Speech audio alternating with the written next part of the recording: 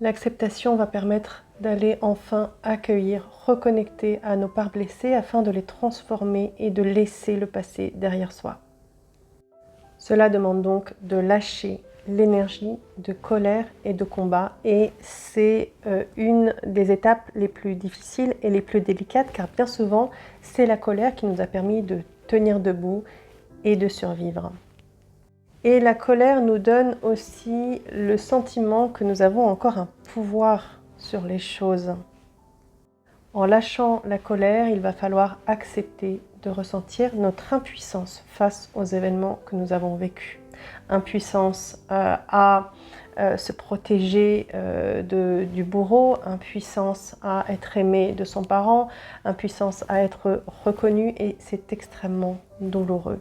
Le ressenti d'impuissance peut entraîner une sensation d'effondrement intérieur, mais qui va être salutaire afin de se retrouver. En faisant tomber l'armure, nous allons être en contact avec nos ombres, avec notre vulnérabilité, ce qui est extrêmement inconfortable, mais qui va permettre enfin de transmuter le plomb en or et de ressortir grandi, plus fort de ces expériences. Accepter ce qui s'est passé va demander de faire des deuils. Les deuils de ce que nous n'avons pas reçu, les deuils de ce qui n'a pas été.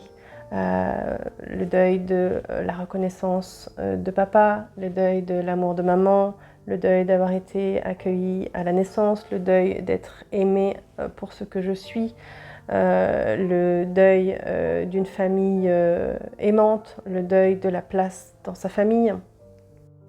Mais n'oublions pas qu'aujourd'hui, nous sommes un adulte et que nous avons les ressources, si besoin accompagnés par des thérapeutes, d'aller nous accueillir et nous reconstruire. Une fois que nous avons accepté notre passé, que nous avons accepté de faire taire notre mental qui ressasse l'histoire, que nous sommes sortis de l'histoire pour aller accueillir la douleur dans nos tripes, que nous avons pleuré, hurlé la souffrance, une fois que nous avons ressenti notre impuissance, une fois que nous avons fait les deuils, eh bien, nous allons apporter les ressources et transformer les croyances liées à nos événements du passé, et nous allons reprendre le pouvoir de nous reconnaître et reprendre le pouvoir de s'aimer.